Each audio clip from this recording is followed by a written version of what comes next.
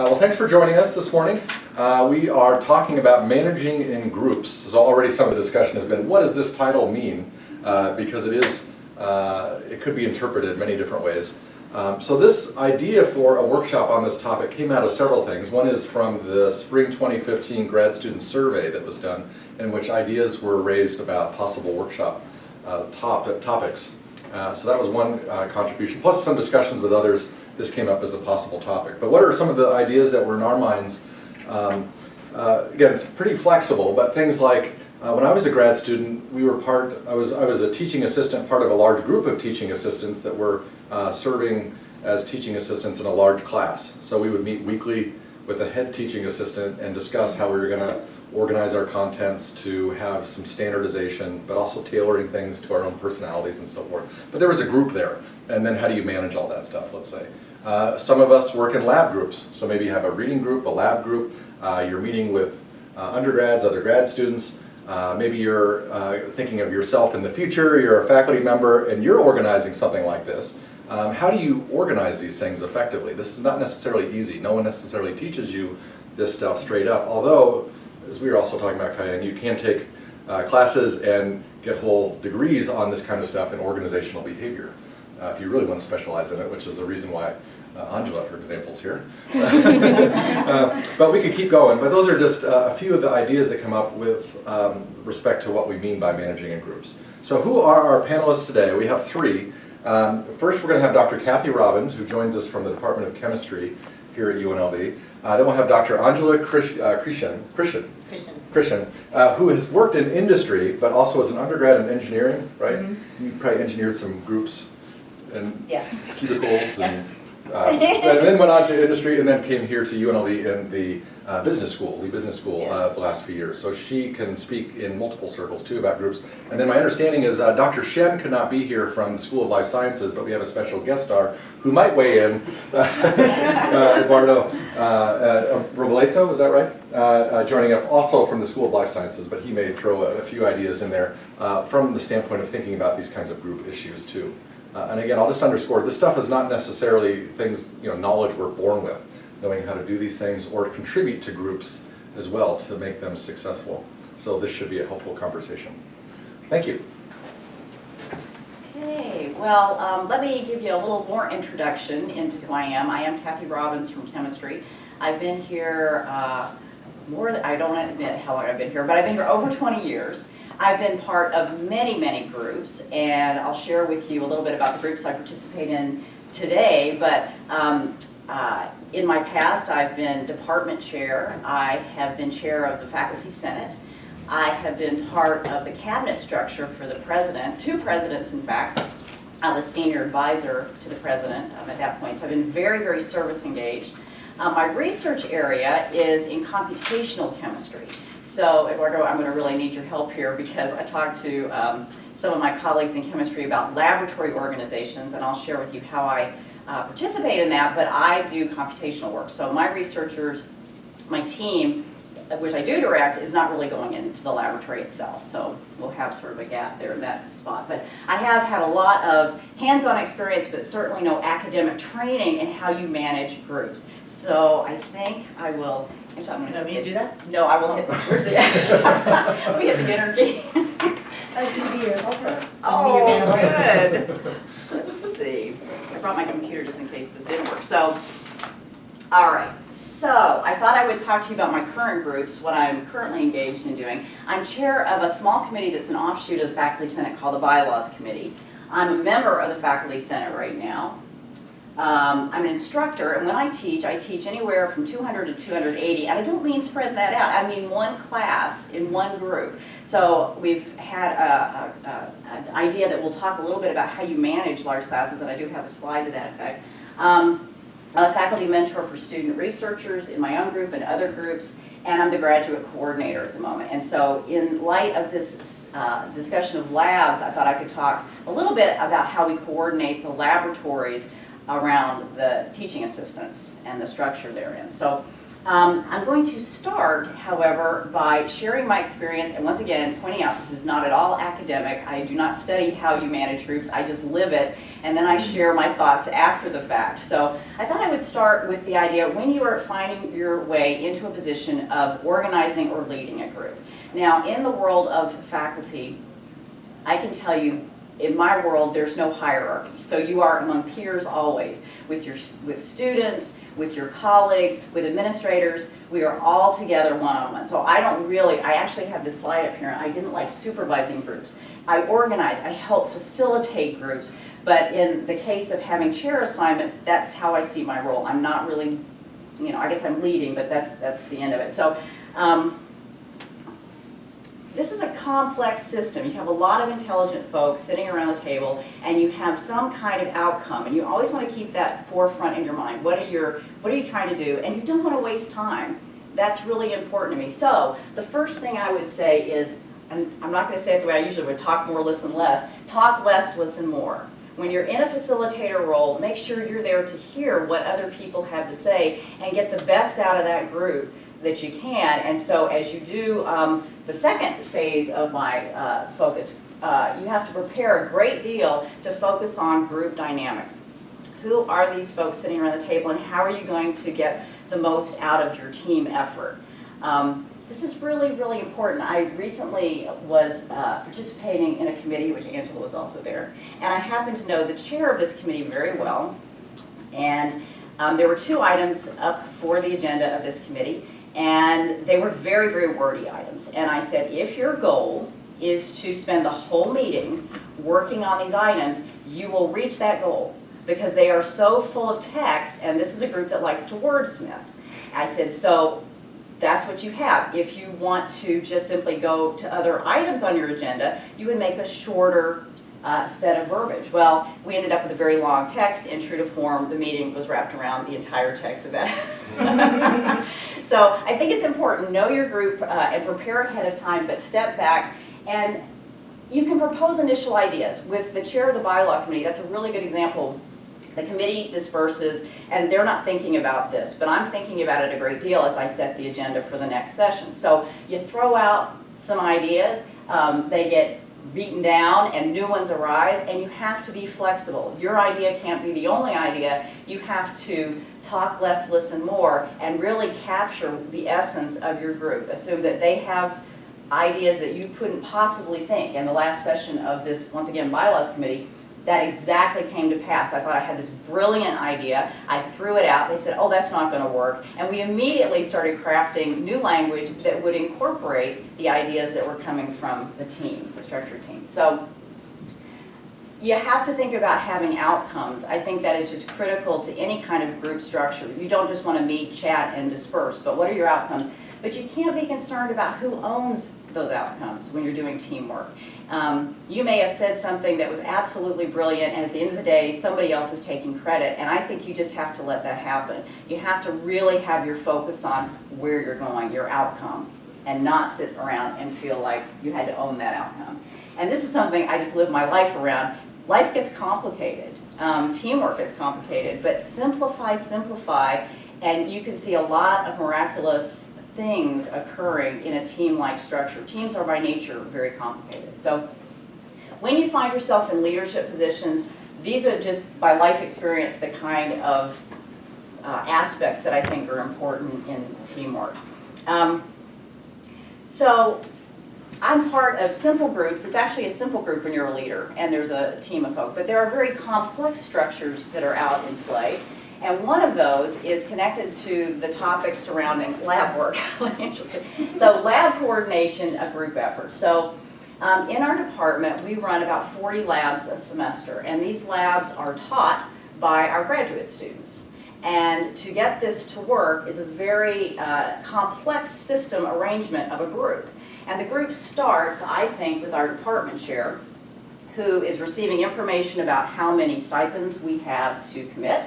And he also is able to charge committees that are in the department for various tasks. And so the department chair, having this information, starts by charging a committee, one of the many we have, on lab curricular coordination. Now labs are by their nature very complicated. We don't do virtual labs in the chemistry department in the undergrad in organic. We have chemicals. They are chemicals you have to treat with caution. You have to be extraordinarily careful. We can't just turn students loose and say, go play, because that's not going to happen. This has got to be very, very controlled. So this committee is composed of instructors of the Gen Chem and OChem courses, of which I'm one, the safety officer, which we have, the stockroom, which has to order the chemicals and place the chemicals on board. It's a very complex committee that has to look at curricular issues of the lab.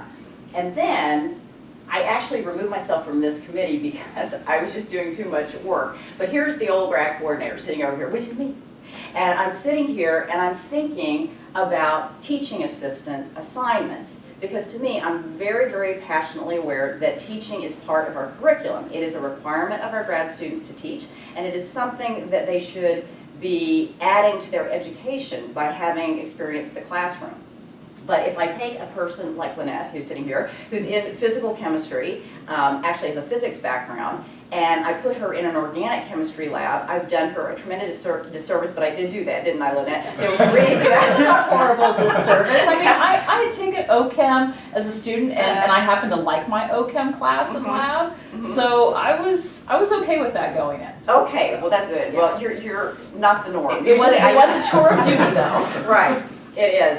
So I've tried, I think, really long and hard about where students are researching. Our students come into our department, I should give you that preamble first. Students are always on a GA shift. We would not take a student if they didn't have some form of funding, because the expectation is they will spend the remainder of their time after teaching in the laboratory doing research. So you have to have that. And so GA shifts are incredibly important, and the teaching aspect is important as well. So now I've made this really simple because this is actually a very complex system. So then we have lab coordinators. We have two of them right now, one for general chem, one for OChem, and these coordinators get all this information. I give them a list of students to teach their labs with the idea that it's going to be beneficial. This committee is talking to them about curriculum, and then they run and they go and talk to the TAs and set up the supervisory instructor role. So it's a very complex group that isn't always in communication with each other. And so someone who saw this slide, I was showing it to them, they said, well, what happens when the TAs, when your grad students have trouble? Where do they go? That is not always obvious. I'm always there, and I do handle every single problem. If it comes to me, I at least talk to the student about it. But the fact is, I may be entirely the wrong person to deal with the situation at hand. So in this complex structure, I would say that the following probably makes some sense. Recognize when a problem falls outside of your area. Recently, I had an irate faculty member knocking at my door complaining because our TAs, along with teaching of laboratories, they're given 2 labs per semester, and they have all kinds of other duties, also have to hold office hours in a centralized learning center in our building. And one person had not attended her particular office hour, his particular office hour. And so this person was very upset and came to me and said, aren't you the boss of the grad students? And I said, no, I coordinate the grad students. I'm not the boss of the grad. No, this is entirely the wrong person to seek guidance from a student missing this assignment. This is a lab coordinator situation. So I think we don't have job descriptions when we set up these superstructures. We don't, and we probably should. But in the academic world, you volunteer to be grad coordinator, you're it, and you may do it for 10 years, who knows? You may do it for 20 years. So you actually have to give structure, I think, to this super system that's been set up in a very ad hoc kind of way. So I will often be helping folks define where a certain problem needs to fall, and so helping with this is part of my job, but certainly I don't take on every single issue. 2 Fridays ago, we had complaints from the grad students because they had run out of reagent midway through their laboratory. And the chair was involved, we have an associate chair who was involved, and they tried to pull me into that meeting. And I could see no purpose or function for me to talk to the stockroom about reagents. There was just no reason. I could get in, I could get all upset and feel very, upset for the grad students, but in truth, I had to recognize my limits. I felt that was really important, and so I didn't attend. Even though there was a free lunch, I didn't go. I said I would let them handle their problems because I have many, many things on my plate. Communication in a super system is key, and it breaks down all the time. And I can't tell you, this happens in our department. We're a small department. We're a department of faculty members and students. I think we all get along incredibly well. We're a very, very strong unit. But in spite of all that I'm saying, communication of a superstructure like that is a breakdown problem just waiting to happen. Case in point, our individual faculty are our recruiters, because I don't do centralized recruiting. You have to fit into a lab. There was a faculty member who was recruiting an international student. That student was slated to teach organic chemistry. That student found out that he or she wasn't able to attend the university, and this was known pretty early. I didn't know, I wasn't told. I sent a list of the students to the organic chemistry coordinator. I presumed, assuming is always a bad thing, I assumed that through the contact of their given list that they would have identified that this individual wasn't coming, but that didn't happen. So a week before classes start, this coordinator is panic-stricken because a student is not going to be attending and she has a lab that needs to be filled. And so that's one of so many stories I could tell you where we're running around. One person knew, nobody else knew. We had to do all kinds of business with contracts. So I think breakdown occurs, and I think those of you who want to study management structures need to think, where are the obvious places for breakdown? I don't have time to think about it. I just have to, put out the fires that keep resulting, but that is just something that happens. I think it's important, though, not to blame, because even in this circumstance, it would have been very tempting for me to run around and say, well, this person was wrong. It was a system failure and nothing else, and the system needs to be fixed, but just run around and say this person is at fault, I think, is a very destructive way to interact with your colleagues. So I have one more slide that's just simply, you probably can't read it, but what's the opposite of eureka? That experiment did not work. And I will say that I do have one slide, but I'm not going to use it. I'm going to let Anjala speak next, and it is on teaching and instruction of large classes, if any of you are interested in managing that type of group. Thank you, Dr. Robbins. Okay, that was 14 minutes. Oh, sorry about that. Oh, and our time is very flexible. You're fine. We're I can't. Now I have to do 14 minutes. That's the point. No, you didn't. we're not on the strict clock. Can't be less of a human. You set the bar. I'm just kidding. Expanded thing. There we go. Okay, so I'm going to talk about the same topic a totally different way. My name is Anjala Krishen, and I am faculty in the Marketing and International Business Department, which is part of the College of Business, which is now called the Lee Business School. And true to what you said earlier, I have an MBA, so we did study organizational behavior. That's a whole subject. I'm going to try to bring in some stuff from actual things I've done. So what I wanted to talk about was, I think as a professor in a business school, what happens is you have to have real jobs, I call them first. Often, not always. And so I actually had an entire career before I came to graduate school to get my master's and PhD. And I did an MBA part-time during that time, but it was basically working in corporations. And I worked in quite a few corporations, and I moved to quite a few different states. And I found that, even though we have different things in companies and we have different environments in terms of groups, I think some of the things we're going to say are just truths, and they're just things that apply to whether it's a lab or whether it's group projects in a classroom, which is some stuff I've had some experience and research with, or whether it's a group that you hire or whether it's a group that you're part of. I think there's just a lot of things you have to learn.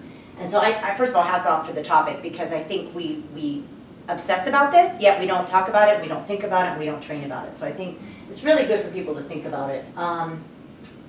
So I think there's a lot of things I think that we did I think some of the things Kathy said are going to come up in a way. And one of them is, I think you did kind of mention this, but I think you do have to know the function of the group. You do have to know kind of what it means to be part of this group and what it means to not be part of this group, and why am I in this. And I think if you don't understand the function of the group, you certainly can't worry about the outcome or anything else. I put this on there because I think it's one of my most favorite ways of thinking about a group and about a group structure, which is, and I've definitely learned this myself, and I think it's been a huge part of my career and my life. As a professor, as a manager, as a director, and as a parent. Respect comes from knowledge, not positional power, and I feel like that to me is so key critical in the classroom, when you're talking to students, when you're managing projects, when you're managing, even working with co-authors. You cannot go in an environment where you are in a position of power, and no matter what environment, there always is some intended or unintended hierarchy and walk in thinking that you're going to get respect because you have a certain position. You will get respect when you understand what every member of this group does and their importance, and I think, and then it just comes by itself. And I think, I don't know, I just can't say enough about that. So I won't spend too much time on it, but I think it'll come up again. So I wanted to kind of go through the questions because Kathleen and I talked for a few minutes yesterday, and I think we wanted to take two very different approaches. And so I thought, let me do it this way. And so what I wanted to talk about is, so the main challenges of managing a group. And just to tell you, I did a paper, it's about contagious motivation in the classroom, and it talks about groups. It is out there on my web. You are welcome to read it. I won't go into it in huge detail just because I feel like that's not what the point of this was. But I will tell you that some of what I'm going to talk about has to do with that. And so one of the main things that I want to talk about is this idea of group culture, because in marketing we call this thing subcultures of consumption. And I didn't define that. That's actually a term that's been defined by a few people who wrote a paper for Journal of Consumer Research years and years ago. So if you're curious, just Google subculture space marketing and you'll find the paper. And so I'm not kidding, it's that well cited. And so I think a subculture of consumption really is, any group is a subculture of consumption. What are we consuming? It depends. If we're in a classroom, we're consuming knowledge. If we're in, if we are, if we're in a corporation, hopefully we're consuming knowledge as well, but we're also consuming everything from ideas. I guess knowledge and ideas are the same thing, but in any sense of the word, you really are consuming. And so what are the kinds of things that work with that? I think the first thing is you have to cooperate and you have to try to have open communication. I'm guilty often of, I think, over-communicating, for lack of a better word, but I have zero problem with communication. I feel like it's important to communicate. I feel like people are going to be more committed to the written word, and so I'm a huge proponent of putting things in writing, because I feel like sometimes closed-door conversations can be very dangerous, and they can lead to outcomes that maybe somebody didn't think through. I think we have a lot of that on university campuses. We have a lot of closed-door, one-on-one conversations where somebody's in a position of power and somebody else isn't, and the outcome may change someone's life entirely.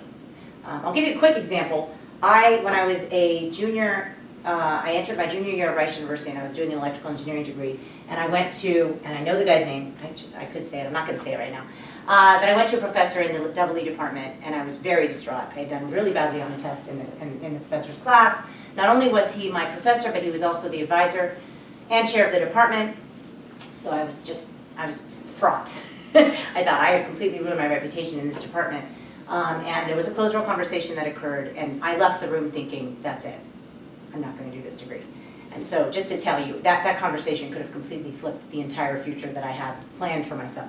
And I had to regather, rethink, and sort of fight that. Fight the allowing someone to basically define your life. And so I think in a lot of ways we forget sometimes when we are in groups or when we're even one-on-one with people, the power of our words, the power of our spoken words. And so I think just be careful, obviously communicate, but just be really careful about how you do that. And I'm a huge proponent of putting things in writing. Motivation is contagious. I think in any group environment, if you can create a motivated culture, if you can create a culture where, and how do you do that? Because I was trying to question my own a little bit trying to question my advice. And so my advice on this was, here's how you do it. You reward people. Whether it's, and by the way, people get really rewarded with really, really simple things. Good job. I see that you did this, and I think it's really great. You could do little things like celebratory emails every week, where you sort of congratulate people. You can make it a weekly thing, and that way everybody kind of knows that it's coming, and then nobody feels left out. But I think it's important to create reasons to celebrate and to create motivation. And so how are you going to be motivated if you work really hard and you never see any benefit? You never feel like you get a pat on the back. And so I think that's really important. And then I had to mention the duckouts. As a consultant for years, and I also was a consulting manager, the worst thing you can do in a group is let somebody be a duckout. And what that means is that you essentially let them sit and play on Facebook because no one told them what to do, right? Oh, I wasn't sure what to do. I was supposed to be working here? I didn't know that, right? And so, and the worst thing is when you're paying somebody $275 an hour to do that. And so, but it's always on the person who's managing the group. We can't pretend if we're professors, that we give assignments we didn't give. We can't, that we have a syllabus that's really clear, or that, we have to make sure that we proactively manage the situation. And so if somebody is doing that, that really is bad on the person that's managing the situation. That's not their fault. They have an ability to do that. The point is, as a leader, accept it. It's your issue. You need to create the tasks. You need to worry about the deliverables. You need to create the environment where people feel responsible and accountable, and want to earn their money. And I think a work ethic is not something, unfortunately, everybody has. Other things I thought about, leading by example. I think there is nothing to me more powerful than leading by example. If there's a problem and you're able to roll up your sleeves and help, I know this doesn't, I think it does in a way apply as a professor, because I think for us, there are a lot of things we do that I think define us as people in a classroom, whether we are doing research outside of the classroom and we're able to bring that into the classroom, or mentoring other students or mentoring other faculty. Those are all things we can do to lead by example, to show students that if I'm willing to do this, are you? That kind of thing. I can call out on Kayang. I think recently I had an undergrad come to me and say, I want to do a research project, and I immediately said, well, good, because Kayang's going to help you. Because I said that would be really great practice for him, because he's a graduate student and she's an undergraduate, and I would love to see me help him help her. And so I think that's our role, is to try to get people to work together and collaborate. And so leading by example just means really, if you expect hard work from people, you work hard as well. And then united we stand, divided we fall. I think that it's silly and it's strange, but we think about, back in the day I was on soccer teams for years, and just little simple things like chants and just get people excited. People feel like they're part of something bigger. What is your goal? What is your group? What is your mission? Why are you there? It sounds, again, silly, but culture is a really, really powerful, it's a really powerful unit. And I think if you create a group culture, you're more likely to be successful. You're more likely to feel like part of something. And so I sort of talked about this. I had to write a teaching statement, and one of the things I talked about, kind of my underlying theme of my entire statement, was that every time I walk into a classroom, the very beginning of the semester, I look out at my group and I think, we are now a group. We will be together. This is a journey that we're taking. This is like a marathon we're starting together. And no matter what, we're going to finish it, and we're going to be left with something. Something's going to happen here. There's going to be some exchanges that could be as powerful as a lifetime. I know that for myself, I met people during my MBA program that it wasn't that I ended up getting hired by them, but I had two friends who one ended up hiring the other one. And so it's not unusual in the classroom for you to make a linkage or a bondage, or meet somebody or talk to a professor that could literally flip the entire future, the rest of your life. And so when you walk in, if you can create that mentality where people do share values, ideas, people feel open to learning, no matter what, they're not going to feel as disconnected. And I think for us on this campus, it's a huge problem. I'm getting close to your time, 10:39. Similarities and differences really quick. No. I don't feel like there's any similarities and differences in managing different kinds of groups. No, I can safely say, with two completely different careers, 10 companies, and as a professor here and working in interdisciplinary research with tons of different professors all over this campus and all over the world pretty much, no, groups are groups are groups, and people are people. And so I think we all want, like I said, an identity, a social network, a set of guiding principles, a culture of productivity. These are the things to me that just work across the board. And I think if you create that environment, and just a really other quick thing, because I think it was important, because a little bit of what you mentioned, I am kind of a proponent. I wouldn't say hierarchy is a really bad word, and we've sort of made it a bad word, but then again, I went to management school. Right. Twice. So it's very hard for me. I think that matrix organizations are really fun and it's really great. Oh yeah, I'm working cross-disciplinary. No, we always need a first author. We always need somebody that's going to bring it in, that's going to project manage it, that's going to organize it. And I think one of the things that I think is really important as a group leader is just to understand your role. Yes, you're going to facilitate. Yes, you're going to listen. I think that's really important. But at the end of the day, it's your responsibility to make sure that this group moves from point A to point B. That basically their goals get met, and that as a team you accomplish something. And I think as professors we face that all the time, because there are no intrinsic rewards for what we do, or extrinsic I should say. If we're moving somebody forward, if we're trying to get them published and all these things, that's not something we have to do.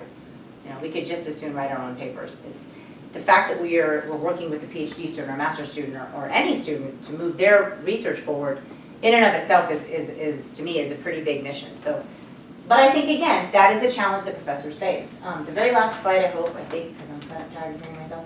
How do we get the most out? I think there's a couple things. Put the time in and be organized. I mean, there's nothing worse than somebody who's unorganized. Being late is not being unorganized. Motivate people. I think it's okay. I think sometimes we're scared of telling people they're doing a good job because we're afraid that if we tell them, then they won't do a good job anymore. There's no research to support that. There's a lot of research to support the fact that positive reinforcement works really well, especially in child development.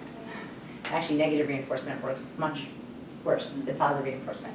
Yeah, so if you look at child development literature in psychology, and definitely in organizational behavior literature on management, positive reinforcement really is a great thing. So I think whether it's a verbal pat on the back or whether it's, like I said, a weekly email, open and transparent. There's nothing better than that. This is what everybody's doing. This is what they have to do. If everybody knows everybody's tasks, sometimes people are going to be more likely to get their tasks done.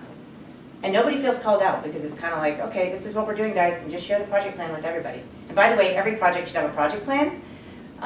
It's free. Microsoft Project is free. There's these things called tasks and deliverables. No one does the tasks. It's like telling students to read chapters 1 through 3. The deliverable is turn in your homework. They're very different. We hope that you read the chapter, but we assume you won't. The homework, you're going to get a bad grade if you don't do it, so you're going to do it.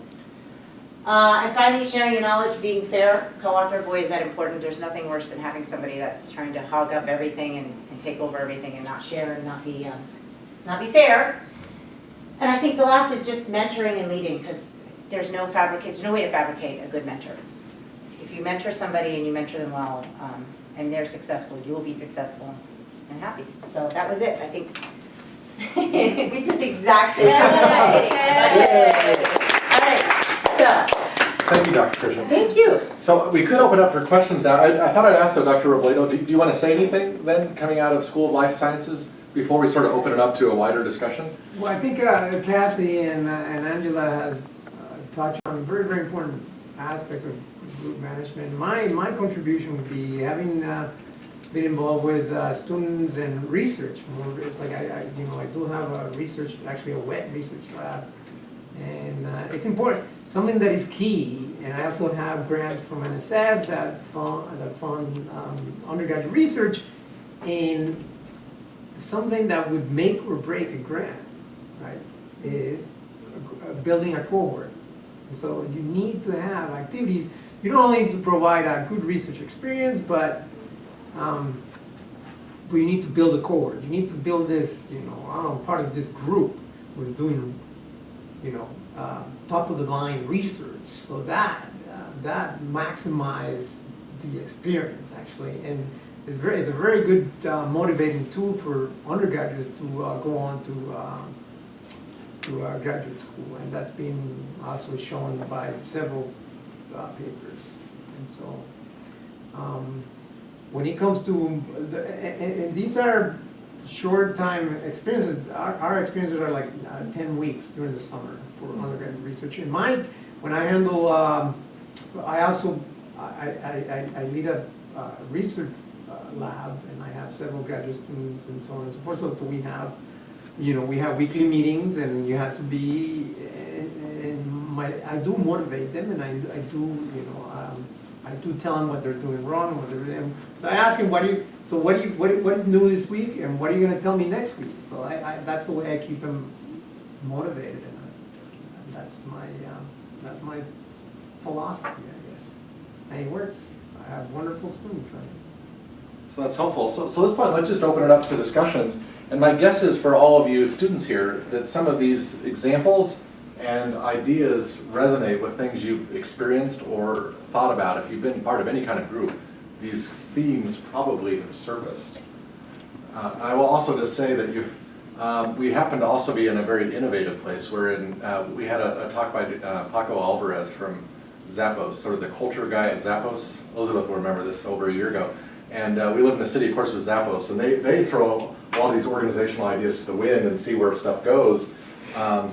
They've been very, very experimental, but it comes back to some of these core principles of how do we organize any set of people. And then they've tried to institute more recently this holacracy, everything is flat.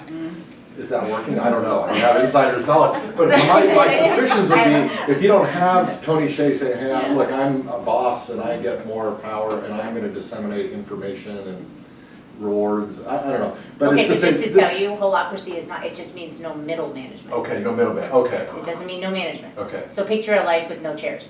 okay. That's what it would be like. We'd still have deans. Mhm. We'd probably have, leaders, but there would be just one missing layer that basically goes up and down and it has no power. So just say, Middle this just management comes doesn't back have to power. these, it comes back to these It's like the core sales guy ideas at the that car place. people are very philosophical about how to organize their groups effectively is what that amounts to. Yeah. And again, Oh, in this gosh, town, yeah. we have Zappos illustrating that. But so now just open forum though. So what are some things you guys have thought about or want to talk about with our panelists? I mean, you guys are terrific presentations and you guys know your stuff. So pick their brains now. So I guess I have one question. Uh-huh. So I think it's important, let's say you're taking care of for some 30 people and you try to make them feel like as a group, right? So my question is, do you teach like a differently? Like let's say you're going to teach to 100 students or 30 students, or I mean, in the activity you're going to provide, it's going to be different because you can say, let's do presentation, one person, let's say 10 minutes, you can do that if there are 10 students, but how do you teach differently if number increase, or like what kind of mindset do you have, like when you teach, different number? Well, that's a really good question. When I teach upper division, which I'm doing this semester, I have 18 students, and that's a very small group, and I know them right away, and we have great interactions. But with the 280, which is the largest room we have on campus, and you have to be very, very creative about how you engage that room. You could surely decide that you will stand at the podium and talk to your audience the entire time. And that's one approach, and I think many professors probably adopt that approach. But I've been seeking and talking to colleagues who are far better informed than I am about educational practices. We have an individual in our department who is a professor of chemical education, and so I will tap her brain and the folks over in teaching and learning about novel things to do when you have a large group. And one of the new sort of innovative approaches is team-based learning. And so it scared me. I had a whole month of sleepless nights right before I implemented this. I had about 40 teams in this room that held 280, and I made this monster seating chart. And I had the groups interacting together, and there's a whole website dedicated to team-based learning where you can buy little scratch-off cards that are much like lottery tickets. And so teams get together, they debate, discuss, and when they're ready to commit as a team, they will scratch off an answer A, B, C, or D. Now that's limiting a little bit because it's multiple choice format, but you see a very engaged room of students talking and interacting and working together, and you're not simply the one speaking, and you try to keep hands off when they are engaged in this process of discussion. There are many things you can do with team-based learning, and I do encourage you to look at sites like that. If you put team-based learning, you'll hit some very valuable information because there's a greater process that I actually can't implement when I have 280 students. You're supposed to work on pairings that are appropriate with sort of strengths and weaknesses of group members. 280, I can't go that far, but I can have an engaged learning environment. I also, when I'm presenting, I don't talk too long like I did today, but I put up multiple choice slides and I have flashcard response as opposed to clickers. Now, where did I get that idea? Flashcards students make on their own and they decorate, and I say, let your personality shine through, so I will, see their personalities on their flashcard. But I talk to my colleagues in teaching and learning, whereby flashcards were a great way to work with your group, walk around a room. Flashcards are safe because you hold it out in front of yourself. You don't know what your neighbors are saying, but I can see what your neighbors are saying. And very often as I walk and wander the room with a question at hand that's connected to something I just talked about, I'll say, you two talk. You need to discuss this. You two work together.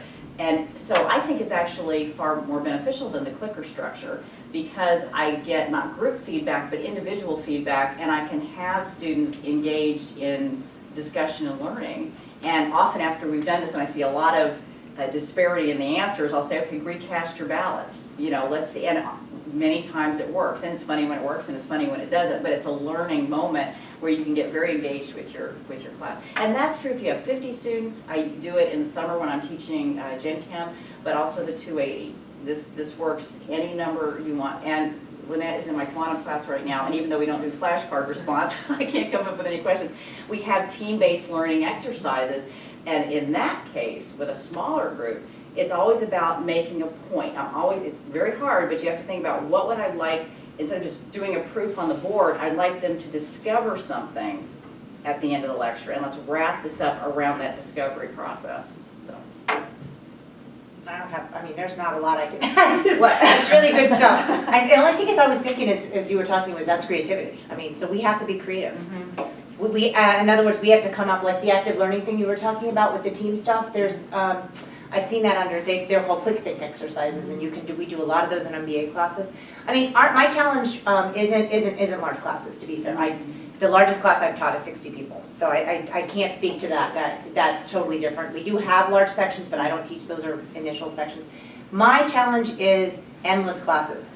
How do we put this? It's normal for me to teach from 7 to 9:45 p.m. or I have an EMBA class next semester that's going to be it's going to be 12:30 to 5:30 both Friday and Saturday. You get the students at 3 o'clock on Saturday, 3 p.m. on Saturday, and these are people who work full time, are pretty high up. I mean, I had, I think, 5 vice presidents last year when I taught in that program. It's really hard because they don't want to be there. And so my challenge isn't, I mean, it's a totally different challenge because obviously I know them. I know their names, they have placards. The challenge is to have their respect because they're, you know, in many cases, they have far more years of experience than I do. They're older than I am. And I mean, they're running around managing, you know, hundreds of people. If you're a vice president at Caesars, you really don't have a lot of respect for somebody who's walking into your classroom trying to tell you what to do. So my biggest challenge, the 2 challenges I have are, I teach people who make far more money than I do, and in many cases know much more than I do in terms of hands-on, really doing what I'm teaching. Bottom line, I mean, I could have a vice president of marketing in my class that doesn't have an MBA yet. So that's a big challenge. And the second one is the hours, because our classes often are these really long hours. And so I think same challenge though. Big group, lots of hours, lots of highly qualified people. Same challenge. Be creative. I mean, if you as a professor cannot be creative in the classroom, it's going to have the same impact as you not being creative in your research or you not being creative, you know, with your service. You have to think outside the box. What are the kinds of things I can do? How can I get these? And there's nothing more rewarding than as a professor being creative in the classroom because students don't expect it. And so when you walk in and you go, okay, we're going to do something totally different today. You guys are going to write a lit review and you're going to do it in 30 minutes. They go, what? And I'm like, yeah, that's why we're in a lab, because you don't have any excuses. You're on the internet and you're going to write it for me in 30 minutes. In 30 minutes, you're going to download 3 papers and you're going to write a 1-page lit review. And they just kind of go, what? And I go, okay, let's start. How do we talk about this list? And so I try to do really creative stuff like that. And sometimes that falls flat on its face, which Kathleen will tell me if it doesn't work. But sometimes it works really well. So I think we have to be creative. I don't know, Peter, if you want to speak to that. I mean, I figure you teach a lot as well, but that to me is what is the answer is creativity. Are there any other teaching related questions? This might be a good moment to follow up with that. Any other teaching related questions you have? So I have one. I teach the first year seminar and actually work with Celeste, who's sitting here next to me. And we had one of the instructors, who was a graduate assistant, bring up the idea of different dynamics between 2 classes and this kind of idea of chemistry among your students. And she had talked about how with one class she could use an approach and everyone really responded really well, and she felt that she was really engaging the students, and then she tried the same approach with the second class and it just fell flat. And it has continued that way, and she asked us for our feedback, but I think this is a great opportunity to get different perspectives because we are young instructors. So we have very limited experience. So how do you manage that? Is it something that you sort of have to just deal with? The fact that it's not going to be maybe as great as the previous class you had, and so you just have to go with it? Or can you sort of facilitate a chemistry and get people more active? in the class and whether they're enjoying it more and it's more enjoyable for you as the instructor. How large are these seminars? About 25 students. 25, okay. Yeah. My answer, you are preaching to the choir. I walked into, oh man. There are times when you really think you blew it. I mean, you walk in and it's, yeah, and I've especially had that experience with the higher level graduate students in many cases because, which I think a lot of people have that experience. But the hardest class I have to teach is the executive MBA, I have to say, and I think the culture is so hard to build in those classes. And I think it's because, and I don't know if you all have had this experience, but for me, I think when you have a very heterogeneous group, and that does happen in business school, so you have a group that has everything, well, I don't know about the gender, that's not always very mixed, but definitely the backgrounds are very mixed. You might have, I don't know, 5 engineers and some accountants and I don't remember having any biologists now that I think about it, or pure scientists in an MBA program. But there's definitely there's a very big mix, and I think, yeah, you're right, there's no one size fits all. You kind of go, okay, this is a really great thing, I'm gonna do it, for the next 5 semesters. No, you'll do it once and it'll work really well, and then the same, you can have literally 2 sections, it's happened to me, 2 sections of the same class, and the other section I'm kind of going, oh my gosh. And then I go back and I think, and I go, okay, wait, one was, 9:30 to something, and the other one was 11, and then I go, oh, it's because it was 4 to 5:15. I'm like, maybe they were just tired, but you do try to rationalize it, but I mean, it's just, that's what I mean by subcultures of consumption. I mean, if you really have a group, the dynamics are always going to be different in every group. And so I think adaptive is the only thing I can think of. I think be flexible and adaptive as a professor, you're a professor when you're in the classroom. So as a professor, I think if you could just be as adaptive as you can. The other thing I have to tell you the truth is I have been honest. I mean, in the sense I've walked, and I had a situation a couple of times, and I don't know if it's totally unique. It's hard to say if it's unique to something about me in particular, but or I just kind of walked in and said, this is not working well. Like, we're having an issue. You guys are talking over me, or we're having a problem. Like, we're not functioning very well, and we need to fix it. And the whole class kind of gets really quiet, and it's like, okay, what are we going to do?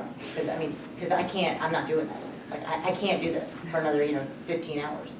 And so everybody kind of thinks, and I said, get out a sheet of paper and give me some ideas. And I will meet back here in 10 minutes. Go get a cup of coffee. And then I make us walk through it, and yeah, it wastes 30 minutes of class time, but boy, does it totally split everything, because I get their ideas, and it's like, if you really have all these great, go ahead, put them in writing. Let's fix this now, because I don't have time. Like, I've dedicated 4 hours, and I'm walking in now, and I've got another 6 classes with you guys, and we need to fix this now. And so I have done that. I mean, it's kind of like a Hail Mary. It's like, I don't even know what I'm doing here, because at some point, I don't know if you have the same, and I think a lot of professors do, but my energy is directly related to my class energy. It is like and so if I have a lot of negative energy around me, I have to fix it. I can't. And so, but I noticed that students really like that. They like honesty. We are humans at the end of the day. I think when they see that and they kind of go, okay, wait a sec, maybe I'm actually here to learn, maybe she's not actually running for president. It's like, you know what I mean? Like, I don't need your vote. Like, this is not, you know what I mean? It's like, I don't need your vote. I just want to create an environment where we all learn. Don't you think, though, that the small class is the most difficult? It really is. It has a can be. dynamic in of itself. They chat amongst themselves, and it can be really tricky. My classes, the large ones, are at 8:30 in the morning. That's tough. My energy has to become their energy. They don't give me energy. But statistically, they balance out. So if I can get a core group enthusiastic about what we're doing. Statistically, they balance out. Yeah, it does. The end is high enough. The 25 who would have, not been a very good group to have. So, but I would say that trying to come up with your own ideas and your own plans is tricky business, because you're test piloting these out, and there are individuals on this campus, and probably on all campuses, that have the expertise. How do you run small sessions? What really works? How do you run large sessions? So I would tap that knowledge. Tell an individual in the College of Education, or if you have folks who have educational background in your own discipline, say, I'm doing this, and this isn't working, and here's why I think this isn't working. And see if they can't come up with a better plan for you to implement. At some point, even in the large class, before we had all the technology, I hit a point where I said, this is it, and that's where the flashcards came into play. because I knew we only had so many clickers, students weren't required to buy them, and I wanted more participation. They said, well, look, there's a cheap alternative to a clicker, it's called a flashcard, and it changed the entire dynamic, but I wouldn't have found that on my own. I had to seek that knowledge from somebody who had the expertise. I think those are excellent answers to your question, and I think you can take away from that this is not the first time that's happened. Or in other words, you have the same body material, but how that plays out differs by factors outside your control, whether it's time of day, the sort of demographic you're working with. And I've been there where you have one individual who just throw things off or is a locus of something happening. And there are inevitably a few toxic people. How they are managed is a discussion in and of itself. Yeah. That wasn't one of the questions. But I think you have your answer for you. And then you also have some tips here, which are don't blame folks, but most are aware of things being awkward. So if you actually call it out and make it a subject of discussion, my experience is most people are actually appreciative of that. And others in the audience are aware of the people who are doing things that they may deem inappropriate too, or taking away from the experience that often they're paying for, or they want to get some valuable end game from. So you're actually doing them a service by calling things out rather than letting stuff slide. In addition to the working role, if that's $275 an hour and there's no amount of value. That does come up. I know we don't have to pay that. Yeah, the excellent points on it you guys have raised. I want to throw a question out then, if I could. How do you suggest communication, or how do you organize communication that's effective within groups? So let's say you meet periodically, but you want to have an open channel of exchange. Email, we're all inundated with emails anymore. You can set up Google groups or other things. How do you manage communication within groups in a way that's effective so that if someone has something, for example, something goes wrong or they're irritated, they don't just harbor and let that fester for weeks on end, or they have genuinely creative ideas to contribute, and you want to see those emerge, but maybe the structure does or doesn't allow that to happen. Go, that's yours. I was going to make you do it. I'm having a hard time lately with, it's really funny because in the past I said, send me email. And so it's out of control right now with the emails. So then it's like, what do I do now? So I think I had a couple of rules. One was, if you're my co-author, we have cell phone numbers. Because then you can reach me no matter what. I think I think if I can have written, like I said, I really favor written communication, and I am not a huge fan of things that we can't at least go back and try to figure out what happened in the chain of communication. So I think, but okay, so to tell you with groups in classes, I always tell my students, a couple things I tell them. One, and they think it's funny, but I'm like, we don't have to hold hands to work together. I always say that to my students, and they look at me and I go, no, I really mean it. Like this business about, I work full-time and a lot of our students work full-time, and so that tends to be an excuse. Well, I can't work with so-and-so because I work full-time, and then they can only meet on weeknights. And I tell them, this is what I tell them, look, I have 2 co-authors in Australia. I have co-authors all over the world. It's like, really? Do you really, you can't figure out how to use Skype? Or do you have to see each other's faces? What about, figure out a way to communicate that doesn't involve holding hands. There's ways to get things across. So I think, I have seen students to be very practical, because I do some research on social media for whatever we talk trash on Facebook. There are Facebook groups, they do work for a lot of students. They do like that mode. What happens is everybody sees everything. So yeah, if you do have somebody get very angry, then the whole group does see it. On the positive side, it is more proactive than, say, some other forms of communication. So if I'm out there and I want to see what's going on, I can just get on the page and look. But if I'm busy with something else, it's not in my face. It's not like somebody's calling my cell phone. So I've seen people use Facebook groups, like you said, Google groups. I always make my students use email for certain things. I think I'm still kind of in the olden days with the email thing. What else? I think if possible, if there's a way to put things in writing, that's important too. What else? I'm trying to think of other ways to communicate. I'm looking at Kaye because it's like, come on, Kaye, weigh in on this. I don't know that I think that as a professor, I'm definitely feeling it is a huge challenge right now for me personally, even with my co-authors and my network. I just was remembering sitting here that I was supposed to get back to a professor, I haven't. It's like, yeah, immediately came to me because he's the faculty senate, and I went, oh man, I was supposed to get back to it. So it is getting a little out of control for me, and I'm having a hard time with it right now. It's something that I'm personally having a hard time with. Yeah, right. I need an assistant very badly, but it's like I don't know if I do get I get a lot of communication, and lately it's like what do I do? How do I manage all this? But it's I think if it's still important to get it, and I think writing is just so much better. Oh, I always tell my students another thing. I always tell my students that if you have an issue and you throw it out there and somebody doesn't respond, it's your problem. It's your issue. What are you going to do? Are you sit there and complain, or are you going to go back and go back and go back? You know, it's like I said, Bill Gates, people go to him 10 times before they get the answer. But the ones that go the 10th time are probably the ones that are in his board. So, you know what I mean? If you're going to just sit there and go, oh, I sent you an email 3 days ago and you didn't respond.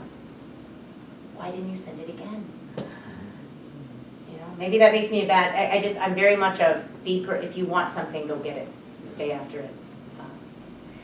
I want to be, and ask you the question, are you thinking about committee work and groups where there is a lack of harmony in the committee work is one, I Yeah. am thinking of that.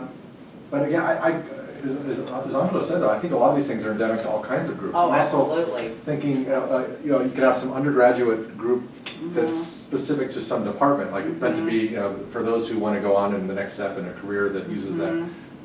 They have the same issues of how they organize their culture, but how they then share information among, or with themselves, or across departments. How do we disseminate info across faculty, grad students, undergrads, to keep everyone in the loop and build culture and these kinds of things. Because I guess when you asked the question, I was thinking immediately about a committee, and now I've moved into thinking about some real life situations. I think being responsive, even though I stated before in that very complex system about know your limits, what's your responsibility, but I think always being there to listen. We had complaints from our graduate students who were TAs feeling that they were being left out, and this was boiling up, and the minute it became obvious that someone had to intervene, I did, and I sat down and let them continue to talk and vent, and we crafted a plan of how we would respond. So I think just being there to listen, and also offering up some suggestions for change when something is going the wrong direction.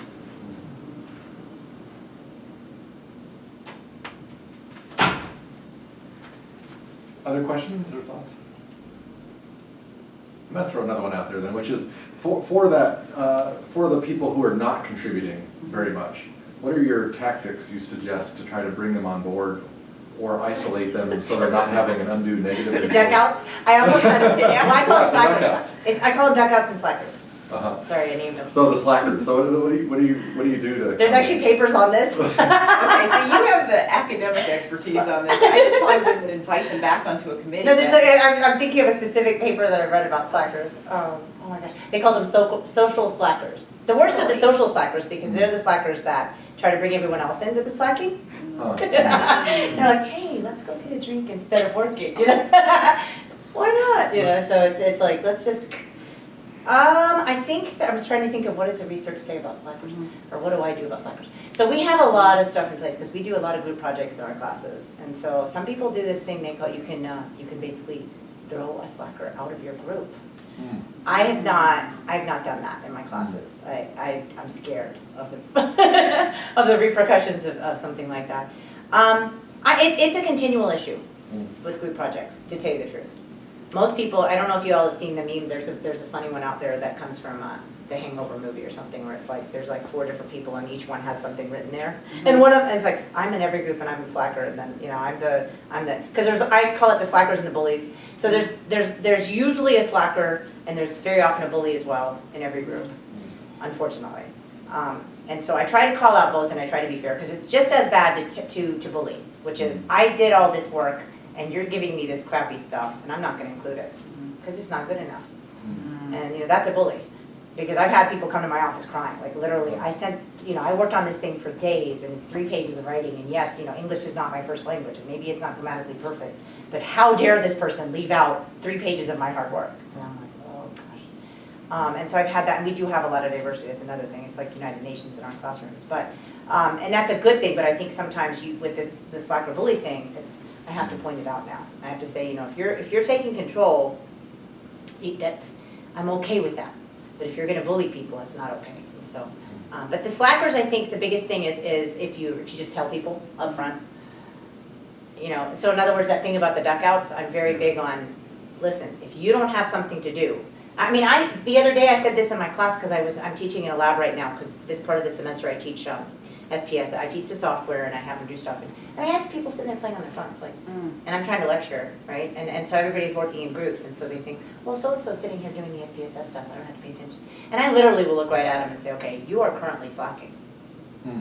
If you're looking at your phone right now, I'm not looking at you, but I do have peripheral vision and I have kids. I can see, 360 degrees. So I'm like, don't play on your phone. And then immediately it's like, I hear this shuffling. It's like, or are you typing right now? Because last I checked, whatever you're doing has nothing to do with what I'm doing. And so, and then they kind of go, oh, but you have to, I think, disarming, just.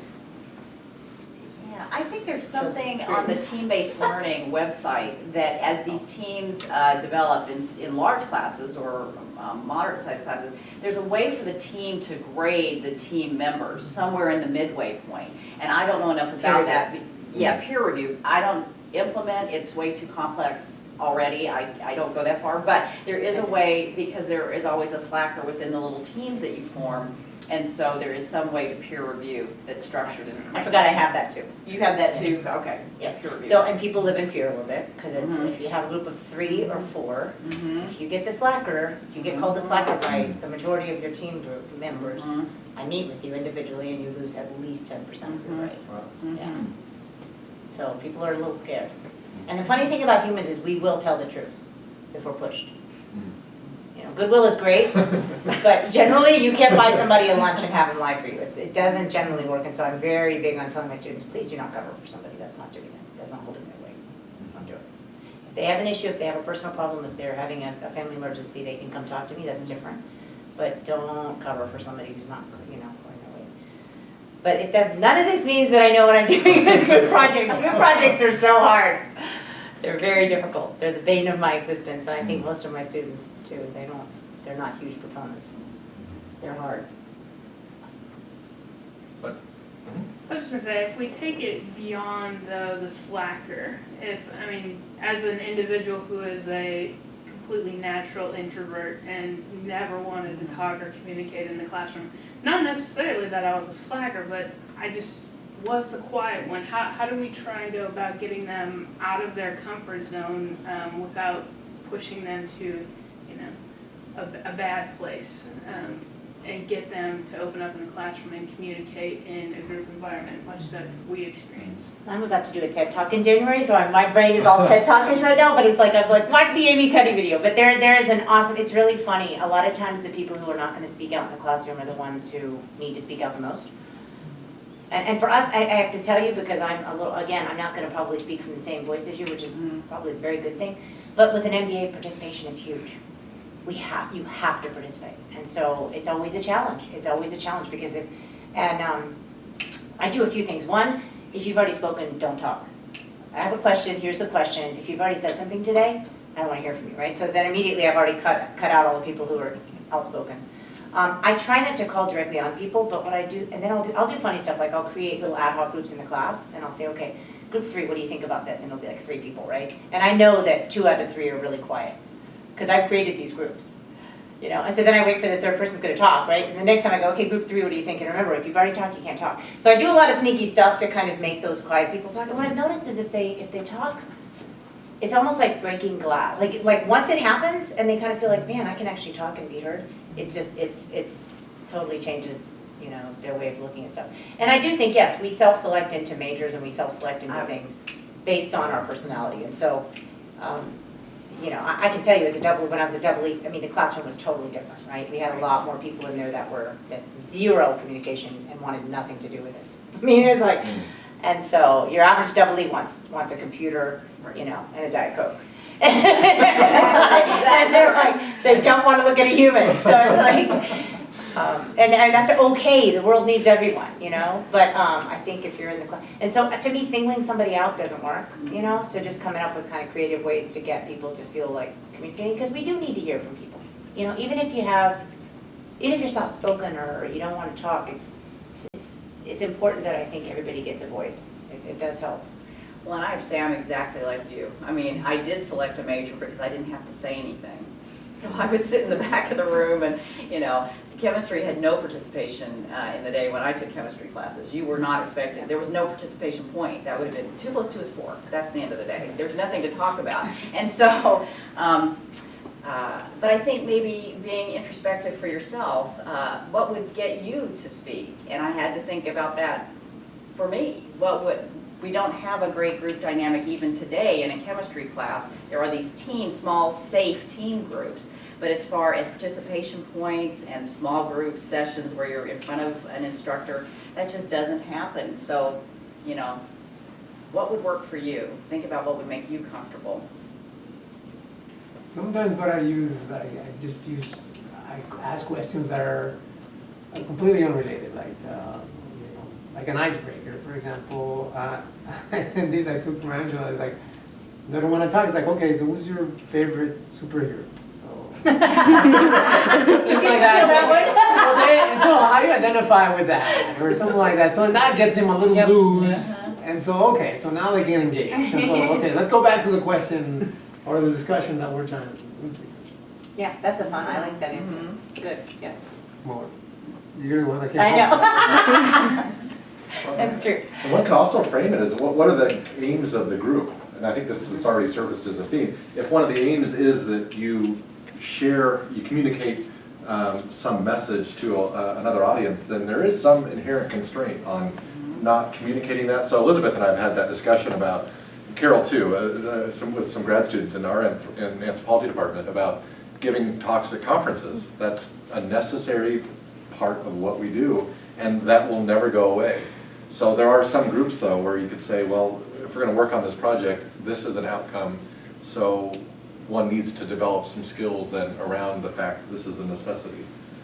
And then there's the self-selection piece. Well, maybe this isn't for you then, or I don't know. Those are all parts of the discussion then too. Yeah, but I have very regularly had students, because we have to do little presentations in our class, my class, and I'm kind of brutal that way. Like I'll do the quick 3-minute presentation in the middle of a class, you know, where it's like, okay, you have 20 minutes to prep and you're going to do it, right? And so I've had students that'll say, and there's cultural differences too, right? There's entire cultures where people just they're not going to talk. They're sort of, and so please don't make me do this because I don't want to do it and I don't feel comfortable. It's like, I wish I could do that for you. I really do. All I can tell you is deep breaths. 3 deep breaths. 3 deep breaths. And it'll be okay. And then I see them and they just do great. It's just wonderful. You know, and I always joke around later because I had one student that, oh my goodness, she had such fear of getting up and talking. And then you wouldn't have known it if you saw her later. But afterwards she goes, I took 2 Valium or something. I went, what the heck? Why did you tell me that? But then I saw her in graduation and it was just funny because I had her 2 years before and then I didn't see her for a couple of years, and at graduation I see her and she says, I'm not even the same person. I mean, you guys have put me through all kinds of stuff. I can get up and talk about anything now. And I said, see? It just took some practice. You just have to feel comfortable in your skin and get up and because to be fair, I can't think of any, if you're in graduate school, you're automatically going to start creating content at some point, which means you're going to probably be talking about the content, whether you're at a conference, and so, because you're a content creator, right? You're going to be writing or something.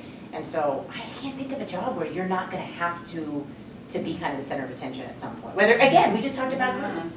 You know, you could be a group leader and you're in a meeting and it's like there's 10 people sitting around the table and you've got to do a quick presentation, and you've got to be able to do that. Well, we'll call it a wrap then. So I'd like again to thank Dr. Robbins for joining us, Dr. Krishen, and Dr. Robleto for dropping in. But thanks for all of you. Again, very, very lively discussion about things that are central to all kinds of groups. And I think any of us who are here can walk out of here with some interesting experiences and ideas to think about the next time we're involved in such a setting. So thanks again. Thank you.